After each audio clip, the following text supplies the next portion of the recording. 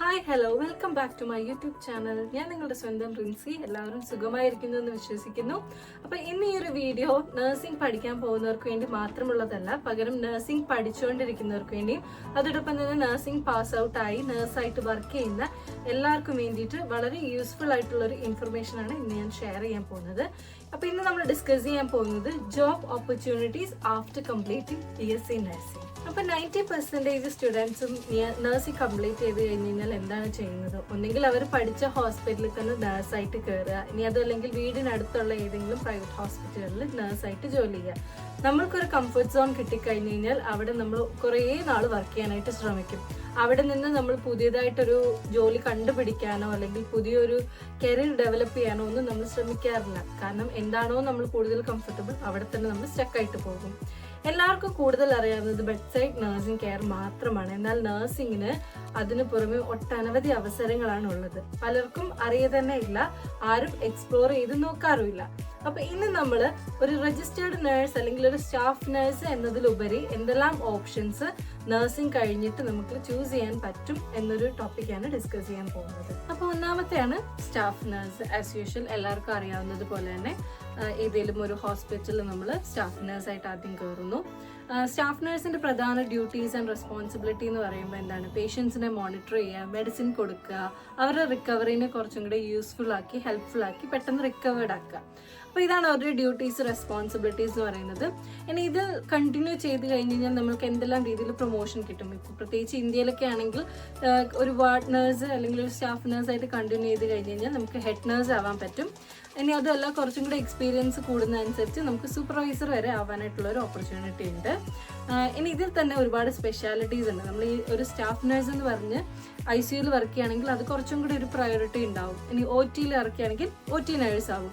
അപ്പോൾ ഇങ്ങനെയുള്ള സ്പെഷ്യലൈസേഷൻ ഫീൽഡിലൊക്കെ നമ്മൾ വർക്ക് ചെയ്യുകയാണെങ്കിൽ കുറച്ചും കൂടി യൂസ്ഫുൾ ആയിരിക്കും വാർഡ് നേഴ്സിനെക്കാളും. അപ്പോൾ ഒന്നാമത്തെയാണ് സ്റ്റാഫ് നേഴ്സ്. അപ്പോൾ രണ്ടാമത്തെ ഒരു ഓപ്പർച്യൂണിറ്റിയാണ് നഴ്സിംഗ് ഓഫീസർ എന്ന് പറയുന്നത്. ഇത് പ്രത്യേകിച്ച് വ്യത്യാസമൊന്നുമില്ല, പക്ഷെ സെക്ടർ വരുന്നത് പ്രൈവറ്റ് സെക്ടർ അല്ല, ഗവൺമെന്റ് സെക്ടറാണ്. ഗവൺമെന്റിൽ ജോലി കിട്ടുന്ന ഒരു അവസരമാണ് നഴ്സിംഗ് ഓഫീസർ എന്ന് പറയുന്നത്. ഒന്നെങ്കിൽ നമുക്ക് സ്റ്റേറ്റ് PSCകൾ എഴുതാം, PSC എക്സാംസ് ഒക്കെ എഴുതി അതുവഴി മെഡിക്കൽ കോളേജുകൾ അല്ലെങ്കിൽ ഗവൺമെന്റ് ഹോസ്പിറ്റൽസ്, ജില്ലാ ആശുപത്രി ആവാം, ഇനി അതും അല്ലെങ്കിൽ PHC CHC പോലെയുള്ള ഗവൺമെന്റ് സെക്ടറിൽ നമുക്ക് വർക്ക് ചെയ്യാനായിട്ട് സാധിക്കും.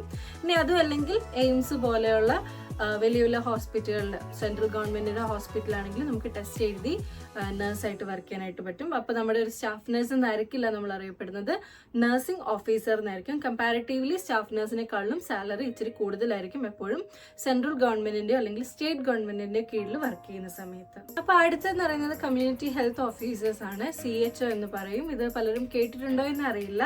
ഇത് നാഷണൽ ഹെൽത്ത് മിഷന് വേണ്ടിയിട്ട് വർക്ക് ചെയ്യുന്നത്. അതായത് നഴ്സിംഗ് കംപ്ലീറ്റ് ആയതിനു ശേഷം നഴ്സുമാർ നാഷണൽ ഹെൽത്ത് മിഷന് വേണ്ടി വർക്ക് ചെയ്യുന്ന ഒരു പോസ്റ്റാണ് കമ്മ്യൂണിറ്റി ഹെൽത്ത് ഓഫീസർ എന്ന് പറയുന്നത്. ഇത് കൂടുതലും ഫോക്കസ് ചെയ്യുന്നത് പബ്ലിക് ഹെൽത്ത് ആയിരിക്കും. അപ്പോൾ അതുകൊണ്ട് തന്നെ വർക്ക് ചെയ്യുന്നത് റൂറൽ ഏരിയാസിലുള്ള ഹെൽത്ത് സെന്റേഴ്സിൽ.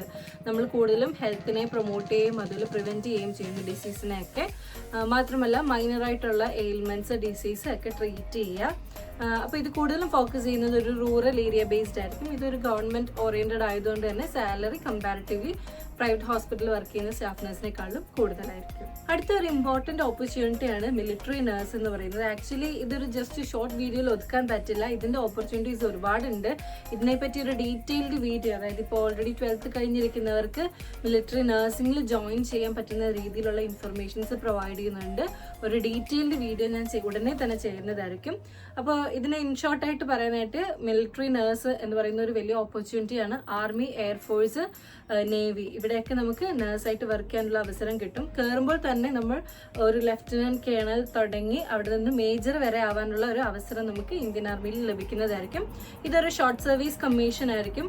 ഇതിന് ഒരുപാട് അഡ്വാൻറ്റേജസ് ഉണ്ടാവും. നമുക്ക് പെൻഷൻ കിട്ടും, ക്യാൻറ്റീൻ ഫെസിലിറ്റീസ് ഉണ്ടായിരിക്കും, വർക്ക് ചെയ്യുന്ന സമയത്തുള്ള മെഡിക്കൽ, അതോടൊപ്പം തന്നെ ഹൗസിംഗ്, ഇങ്ങനെയുള്ള എല്ലാ കാര്യങ്ങളും അവർ പ്രൊവൈഡ് ചെയ്യുന്നതായിരിക്കും. നല്ലൊരു സാലറി പാക്കേജാണ് മിലിറ്ററി നഴ്സിംഗിനുള്ളത്. മാത്രമല്ല നമുക്ക് കിട്ടുന്ന ഒരു ഡെസിഗ്നേഷൻ എന്ന് പറയുന്നത് അത് വളരെ ഒരു വലിയൊരു പദവി തന്നെയാണ്. അതിനുശേഷം ആ ഒരു ഷോർട്ട് സർവീസ് കമ്മീഷന് ശേഷം നമ്മൾ പുറത്തിറങ്ങി ഏതെങ്കിലും പ്രൈവറ്റ് ഹോസ്പിറ്റലുകളിൽ വർക്ക് ചെയ്യാനാണെങ്കിൽ സാധാ ഒരു നഴ്സ് എന്നുള്ളൊരു കാറ്റഗറി ആയിരിക്കത്തില്ല, നമുക്ക് ഏറ്റവും ഉയർന്ന ഒരു പദവി തന്നെയായിരിക്കും അവിടെയും നമുക്ക് ലഭിക്കുക. അപ്പോൾ വളരെ നല്ലൊരു കരിയർ ഓപ്പർച്യൂണിറ്റിയാണ് മിലിറ്ററി നഴ്സ് എന്ന് പറയുന്നത്. അടുത്തൊരു അവസരമാണ് നഴ്സിംഗ് ട്യൂട്ടർ എന്ന് പറയുന്നത്. പലർക്കും ബെഡ് സൈഡ് കെയർ താല്പര്യമില്ല. നഴ്സിംഗ് കഴിഞ്ഞതിന് ശേഷം ടീച്ച് ചെയ്യാനായിരിക്കും കൂടുതൽ ഇഷ്ടം. എനിക്ക് ടീച്ച് ചെയ്യാൻ ഭയങ്കര ഇഷ്ടമാണ്. അപ്പോൾ നമ്മൾക്ക് ബെഡ് സൈഡ് നഴ്സിംഗ് കെയർ മാറ്റി നിർത്തിക്കൊണ്ട് നമുക്ക് ടീച്ചിങ്ങിലേക്ക് കടക്കാനായിട്ട് നഴ്സിംഗ് വളരെ ഹെൽപ്ഫുൾ ആയിരിക്കും. അപ്പോൾ എന്താണ് നിങ്ങൾ ചെയ്യേണ്ടതെന്ന് വെച്ച് കഴിഞ്ഞാൽ ആഫ്റ്റർ നഴ്സിംഗ് ഒന്നെങ്കിൽ ഒരു 1 or 2 years എക്സ്പീരിയൻസ് നേടിയതിന് ശേഷം നിങ്ങൾക്ക് MSc ജോയിൻ ചെയ്യാം, MSc നഴ്സിംഗ്. ഇനി അതുമല്ല എന്നുണ്ടെങ്കിൽ ജനറൽ നഴ്സിംഗ്, അതായത് സ്കൂൾ ഓഫ് നഴ്സിംഗിൽ നിങ്ങൾക്ക് വിത്തൗട്ട് എക്സ്പീരിയൻസ് ട്യൂട്ടറായിട്ട് കയറാനുള്ള അവസരം ലഭിക്കുന്നതായിരിക്കും. അപ്പോൾ ഇനി അടുത്തൊരു ഓപ്പർച്യൂണിറ്റിയാണ് ഫ്ലൈറ്റ് നഴ്സ് അഥവാ എയർ ആംബുലൻസ് നഴ്സ് എന്ന് പറയുന്നത്. ഇത് കൂടുതലും ട്രാൻസ്പോർട്ടേഷൻ്റെ സമയത്ത് എന്തെങ്കിലും എമർജൻസി വരാണെങ്കിൽ, മെഡിക്കൽ എമർജൻസി വരുന്ന സമയത്ത്, അത് ഹെലികോപ്റ്ററിലാവാം ഇനി അല്ലെങ്കിൽ എയർക്രാഫ്റ്റിലാവാം, എന്തെങ്കിലും എമർജൻസി വരുന്ന സമയത്ത് ട്രെയിൻഡ് ആയിട്ടുള്ള നഴ്സുമാർ അതിനെ റിക്കവർ ആക്കാനായിട്ട് ഹെൽപ്പ് ചെയ്യുന്ന ഒരു പൊസിഷനാണ് ഫ്ലൈറ്റ് നഴ്സ് അല്ലെങ്കിൽ എയർ ആംബുലൻസ് നഴ്സ് എന്ന് പറയുന്നത്. ഈ ഒരു കാറ്റഗറി പ്രത്യേകിച്ച് 3 വർഷം 2 to 3 ഇയേഴ്സെങ്കിലും എക്സ്പീരിയൻസ് ഉണ്ടായിരിക്കണം. കൂടാതെ ഒരുപാട് സർട്ടിഫിക്കേഷൻ കോഴ്സുകളും നമ്മൾ കംപ്ലീറ്റ് ചെയ്തിരുന്നു. അതായത് ILS, BLS, ACLS പോലെയുള്ള കോഴ്സുകളൊക്കെ കംപ്ലീറ്റ് ചെയ്ത നഴ്സുമാർക്കാണ് ഓപ്പർച്യൂണിറ്റീസ് ലഭിക്കുക. ഇനി അടുത്തൊരു ഓപ്പർച്യൂണിറ്റിയാണ് ഹോം ഹെൽത്ത് കെയർ നഴ്സ് എന്ന് പറയുന്നത്. പേര് കേൾക്കുമ്പോൾ തന്നെ മനസ്സിലാവും, ഒരു നഴ്സ് എന്ന നിലയിൽ വീട്ടിൽ ചെന്ന് കെയർ പ്രൊവൈഡ് ചെയ്യുന്ന ഒരു പൊസിഷനാണ് ഹോം ഹെൽത്ത് കെയർ നഴ്സ് എന്ന് പറയുന്നത്. ഇത് കൂടുതലും എൽഡർലി ഇല്ലായിട്ടുള്ള പേഷ്യൻസ് അല്ലെങ്കിൽ ക്രിട്ടിക്കലി ഇല്ലായിട്ടുള്ള പേഷ്യൻസിനൊക്കെ വീട്ടിൽ ചെന്ന് അവരുടെ നീഡ്സ് അവർക്ക് വേണ്ടുന്ന കെയർ അത് നമ്മൾ പ്രൊവൈഡ് ചെയ്യുന്നു. ഇതാണ് ഈ ഒരു കാറ്റഗറി ഓഫ് നഴ്സസിൽ വരുന്നത്. നെക്സ്റ്റ് ഒരു ഇമ്പോർട്ടൻറ്റ് ഓപ്പർച്യൂണിറ്റിയാണ് നഴ്സ് പ്രാക്ടീഷണർ എന്ന് പറയുന്നത്. എൻ്റെ വീഡിയോസിൽ ഒരുപാട് കമൻറ്റ്സ് വരുന്നുണ്ട്, നീറ്റിന് വേണ്ടി ട്രൈ ചെയ്തു, നീറ്റ് കിട്ടിയില്ല, അതുകൊണ്ട് നഴ്സിംഗിന് പോവാണ്, അങ്ങനെ ഒരുപാട് കാൻഡിഡേറ്റ്സ് വരുന്നുണ്ട്. അപ്പോൾ അവർക്ക് ഡോക്ടർ ആവണം എന്നുള്ളൊരു അൾട്ടിമേറ്റ് എയിം ഉണ്ടാവും, അല്ലെങ്കിൽ അവർക്ക് മെഡിക്കൽ ഫീൽഡ് മാത്രം മതി എന്നായിരിക്കും ആഗ്രഹം. അങ്ങനെയായിരിക്കും പലരും നഴ്സിംഗിലേക്ക് തിരിയുന്നത്. അങ്ങനെയുള്ളവർക്ക് നഴ്സിംഗ് കംപ്ലീറ്റ് ചെയ്തതിന് ശേഷം കുറച്ചും കൂടെ ഹയർ എഡ്യൂക്കേഷൻ, അതായത് MSc നഴ്സിംഗ്, എന്തെങ്കിലും പ്രിസ്ക്രിപ്ഷൻ കോഴ്സ് ഉണ്ടെങ്കിൽ അത്, അങ്ങനെയുള്ള കോഴ്സുകളെല്ലാം കംപ്ലീറ്റ് ചെയ്തതിന് ശേഷം അവർക്ക് ആവാൻ, അതായത് ഒരു ഡോക്ടറിന് തുല്യമായിട്ട് വരുന്ന ഒരു പൊസിഷനാണ് നഴ്സ് പ്രാക്ടീഷണർ എന്ന് പറയുന്നത്. അബ്രോഡിലൊക്കെ ഒരുപാട് ഓപ്പർച്യൂണിറ്റീസ് ഉണ്ട് നഴ്സ് പ്രാക്ടീഷണേഴ്സിന്. ഇവിടുത്തെ ഒരു ലെവൽ വെച്ച് നോക്കാനാണെങ്കിൽ നമ്മൾ ആദ്യം കയറുമ്പോൾ Band 5 നഴ്സ് ആയിരിക്കും. അതിനുശേഷം Band 6 ആയതിനു ശേഷം യൂണിവേഴ്സിറ്റിയിൽ പോയി ഒരു ചെറിയ ഡ്യൂറേഷനിൽ കോഴ്സ് എടുത്ത് കഴിയുമ്പോൾ വർക്ക് ചെയ്തുകൊണ്ട് തന്നെ നമുക്ക് പഠിക്കാനായിട്ട് പറ്റും. അപ്പോൾ അതിനുശേഷം നമ്മൾ ഡയറക്റ്റ് നഴ്സ് പ്രാക്ടീഷണർ ആവാനായിട്ട് സാധിക്കും. നഴ്സ് പ്രാക്ടീഷണർ എന്ന് പറയുമ്പോൾ ഡോക്ടേഴ്സിൻ്റെ അതേ പൊസിഷനായിരിക്കും. നമുക്ക് മെഡിസിൻ പ്രിസ്ക്രൈബ് ചെയ്യാൻ പറ്റും. ബാക്കി എല്ലാ കാര്യങ്ങളും എന്താണോ ഒരു ഡോക്ടർ ചെയ്യുന്നത് അതേ കാര്യങ്ങൾ ആ ഒരു നഴ്സിനും ചെയ്യാൻ പറ്റും. പൊസിഷൻ മാറുകയും ചെയ്യും. അതിന് പറയുന്നതാണ് നഴ്സ് പ്രാക്ടീഷണർ. അപ്പോൾ നെക്സ്റ്റ് വരുന്ന ഒരു ഓപ്പർച്യൂണിറ്റിയാണ് മെഡിക്കൽ കോഡിംഗ് സ്പെഷ്യലിസ്റ്റ് എന്ന് പറയുന്നത്. ഇത് കൂടുതലും ബെഡ് സൈഡ് കെയർ ഇഷ്ടമില്ല, അല്ലെങ്കിൽ ഹോസ്പിറ്റലിൽ വർക്ക് ചെയ്യാൻ താല്പര്യമില്ല. ഹോസ്പിറ്റലിൽ വരുന്നതാണ്, എന്നാലും ഒരു വാർഡ് ബേസ്ഡ് കെയറിൽ വർക്ക് ചെയ്യാൻ താല്പര്യമില്ലാത്തവർക്ക് ഒരു ഇൻഷുറൻസ് പേർപ്പസിന് വേണ്ടിയിട്ട് ഡയഗ്നോസിസും ട്രീറ്റ്മെൻറ്റും ഒക്കെ മെഡിക്കൽ കോഡാക്കി മാറ്റുന്ന ഒരു ജോബാണ് മെഡിക്കൽ കോഡിംഗ് സ്പെഷ്യലിസ്റ്റ് എന്ന് പറയുന്നത്. ഇത് നമുക്ക് ഒരു കെയർ റിലേറ്റഡ് ആയിട്ട് ഒന്നും തന്നെ കൂട്ടാൻ പറ്റില്ല, പക്ഷേ എന്നാൽ സ്റ്റിൽ ഒരു നഴ്സ് എന്ന നിലയിൽ നമ്മൾക്ക് ചെയ്യാൻ പറ്റുന്ന ഒരു ഓപ്പർച്യൂണിറ്റി കൂടിയാണ് മെഡിക്കൽ കോഡ് സ്പെഷ്യലിസ്റ്റ് എന്ന് പറയുന്നത്. അപ്പോൾ അടുത്ത ഒരു കാറ്റഗറിയാണ് ക്ലിനിക്കൽ റിസർച്ച് അസോസിയേറ്റ് എന്ന് പറയുന്നത്. നമ്മൾ BSc നഴ്സിംഗിൽ ഒരു 3rd year 4th year ടൈമിൽ നമ്മൾ റിസർച്ച് പഠിക്കാറുണ്ട്.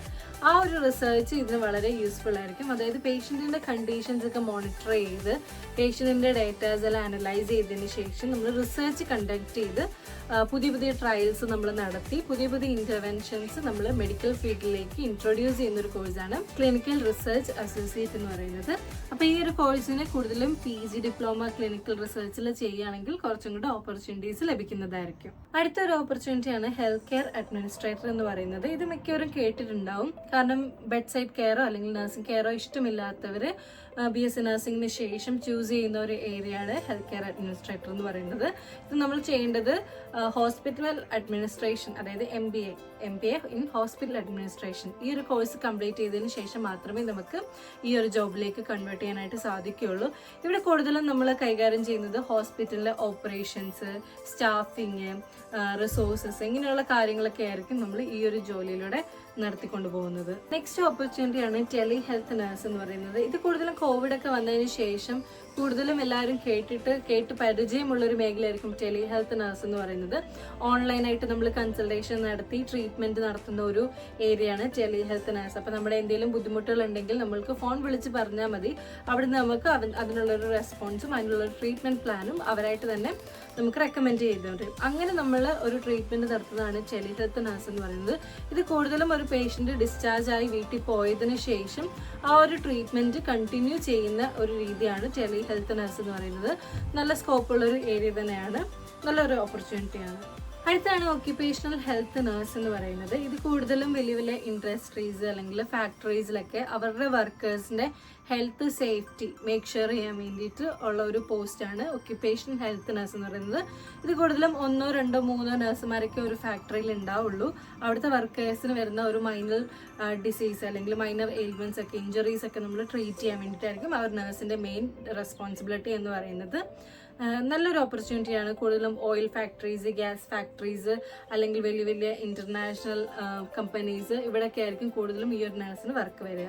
അപ്പോൾ ഇതെല്ലാമാണ് നമ്മുടെ ഇന്ത്യയിൽ അവൈലബിൾ ആയിട്ടുള്ള ജോബ് ഓപ്പർച്യൂണിറ്റീസ്. ഇനിയും അബ്രോഡിലേക്ക് നോക്കാനാണെങ്കിൽ ഈ പറഞ്ഞ എല്ലാ മേഖലയിലും ഇവിടെയും ഉണ്ട്. ഇവിടെയും നമുക്ക് ജോലി സ്വിച്ച് ചെയ്യാൻ പറ്റും, അല്ലെങ്കിൽ ജോലി ലഭിക്കുകയും ചെയ്യും. ഇത് കൂടാതെ തന്നെ 1, 2, 3 കാറ്റഗറിയുടെ ഉണ്ട്. ഒന്നാമത്തേത് ജീറിയാട്രിക് നഴ്സ്, അതായത് എൽഡർലി പീപ്പിളിനെ കെയർ ചെയ്യുന്ന നഴ്സ്. അതൊരു സ്പെഷ്യലൈസേഷൻ തന്നെയാണ്.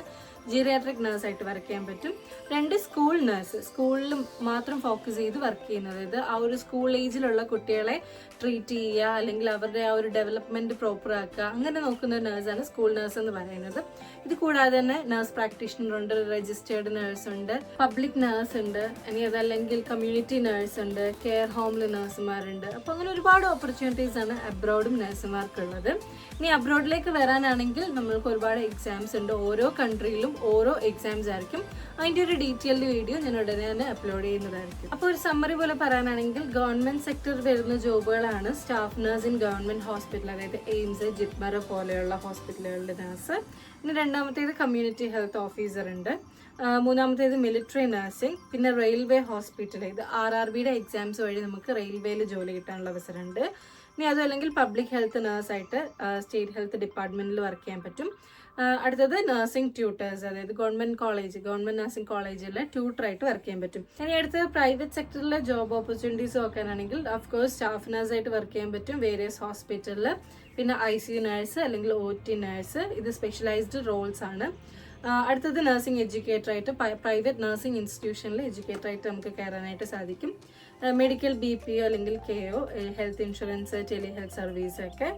ഇനി അതും അല്ലെങ്കിൽ ക്ലിനിക്കൽ ഇൻസ്ട്രക്ടർ ആയിട്ട് ഹോസ്പിറ്റൽ, അതായത് കോളേജുകളിലും അതുപോലെ തന്നെ ഹോസ്പിറ്റലുകളിലും ട്രെയിനിങ് പ്രൊവൈഡ് ചെയ്യാനായിട്ട് ഹെൽപ്ഫുൾ ആയിരിക്കും. Wide varieties of exciting opportunities ആണ് നഴ്സിംഗ് കംപ്ലീറ്റ് ചെയ്തതിനു ശേഷം നമുക്ക് ചുറ്റുമുള്ളത്. അപ്പോൾ എത്രയും വേഗം നിങ്ങൾ നിങ്ങളുടേതായിട്ടുള്ള ഒരു പൊട്ടൻഷ്യൽ കണ്ടുപിടിച്ച് ഏത് മേഖലയിലോട്ടാണോ തിരിയേണ്ടത് അത് എത്രയും വേഗം ഫൈൻഡ് ഔട്ട് ചെയ്ത് അതിലേക്ക് തിരിയുക. കരിയർ എപ്പോഴും ബ്രേക്ക് ചെയ്യുകയോ അല്ലെങ്കിൽ സ്റ്റോപ്പ് ചെയ്ത് ഒരിടത്ത് മാത്രം ഫോക്കസ് ചെയ്ത് വെക്കാതെ നമ്മൾ പ്രോഗ്രസീവ് ആക്കി ഡെവലപ്പ് ചെയ്ത് കൊണ്ടുപോകാനായിട്ട് എല്ലാവരും ശ്രദ്ധിക്കണം. അപ്പോൾ എല്ലാവർക്കും ഓൾ ദി വെരി ബെസ്റ്റ്. അപ്പോൾ ഈ ഒരു വീഡിയോ എല്ലാവർക്കും ഇഷ്ടപ്പെട്ടു എന്ന് കരുതുന്നു. ഇഷ്ടപ്പെട്ടിട്ടുണ്ടെങ്കിൽ ഡെഫിനറ്റ്ലി ലൈക്ക് ചെയ്യണം, ഷെയർ ചെയ്യണം. ചാനൽ ഇതുവരെ സബ്സ്ക്രൈബ് ചെയ്തിട്ടില്ലാത്തവർ എത്രയും വേഗം സബ്സ്ക്രൈബ് ചെയ്യുക. ബെൽ ബട്ടൺ ഓൺ ചെയ്ത് വെക്കുകയാണെങ്കിൽ കൂടുതൽ ഇൻഫർമേറ്റീവ് വീഡിയോസ് നിങ്ങളിലേക്ക് എത്തുന്നതായിരിക്കും. മറ്റൊരു വീഡിയോയുമായി കാണുന്നത് വരെ എല്ലാവർക്കും ബൈ.